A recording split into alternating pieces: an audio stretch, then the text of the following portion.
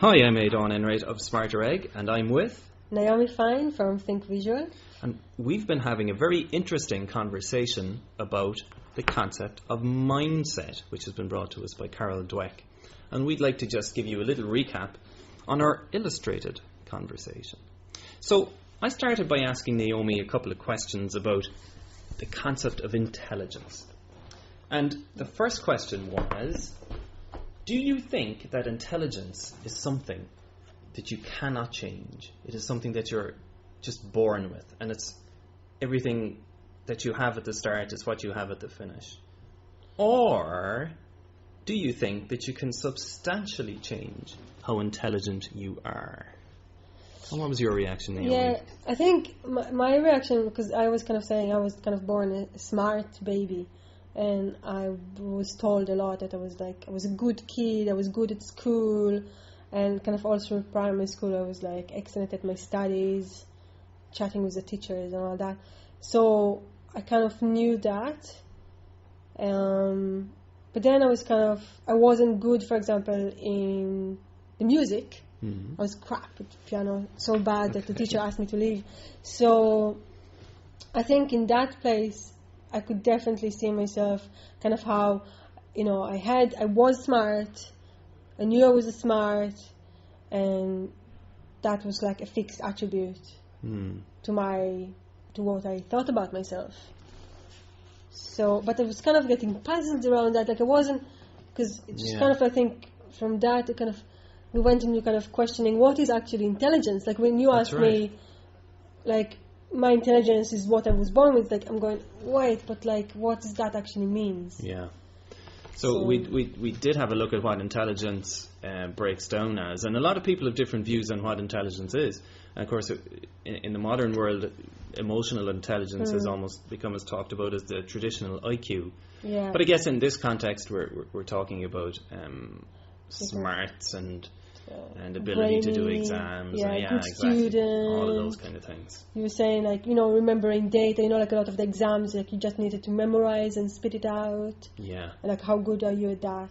Yeah. And I don't think I kind of told you, but like there is a really kind of important exams for entering university in Israel, and I absolutely refused to do it. And I actually chose my learning path according to what I didn't have to do that exam, because I just refused to be judged by an exam that really, for me, kind of just checked how quick I can think. Yeah. Where I don't think that really judged me right. Oh, okay. So that's very much putting you in the fixed mindset camp then in on the concept of intelligence. And then, we moved on to another question, and that was to compare yourself in terms of personality. So we had two options. One, that you'd be a certain kind of person, and there's not much that can be really done to change that.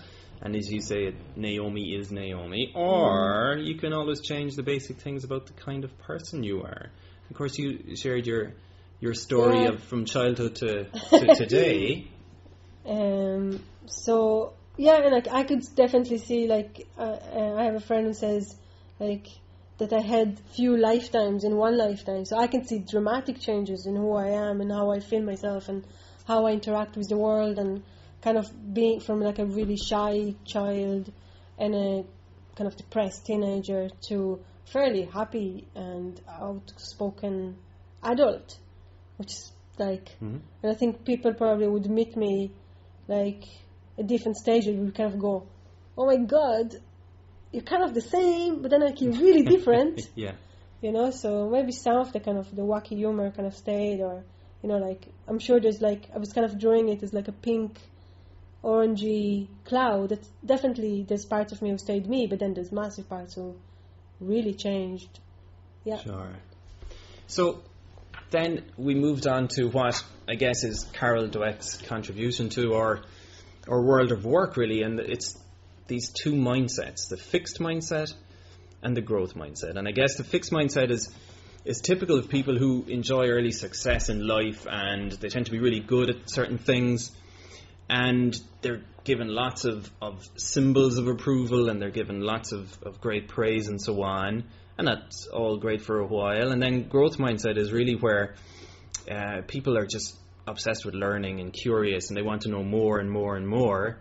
And they're as turned on, I guess, by the learning as they are by the outcomes. Mm-hmm.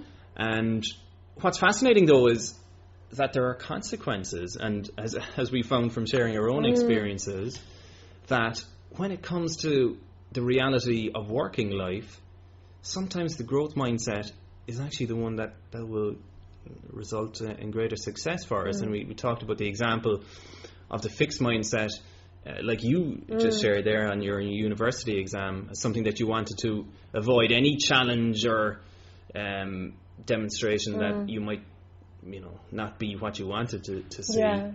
And we talked about giving up easily when facing obstacles, rather than developing that persistence that people have when they're in the growth mindset.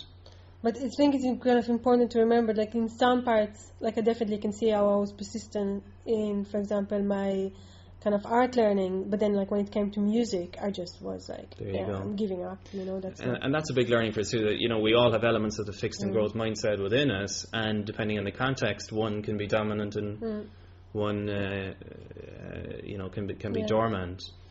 But it just goes to show it's a great model to think about, and just to apply to our own situations and work. So I hope you've enjoyed this little video, and thank you for listening. Thank you as well. And I guess we're curious to know how you found what you saw, and also how you might apply the learning. So please get in touch with us, and we would love to know more. Perfect. Thank you very much. Thank you, guys. Bye.